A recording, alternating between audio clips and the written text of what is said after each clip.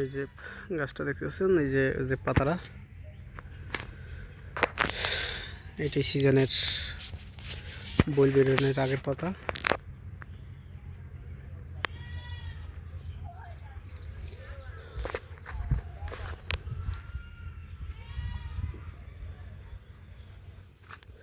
আর এই যে গাছটা দেখতেছেন, এই গাছটা প্রত্যেক বছর আম হয় একদম মাটির সাথে মিশে একেবারে হিসে থাকে ডাল।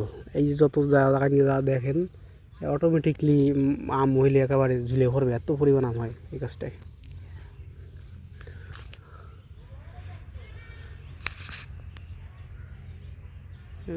পেঁপে দেখেন কিছুক্ষণ গাছে কত বড় বড় পেঁপে হয়েছে।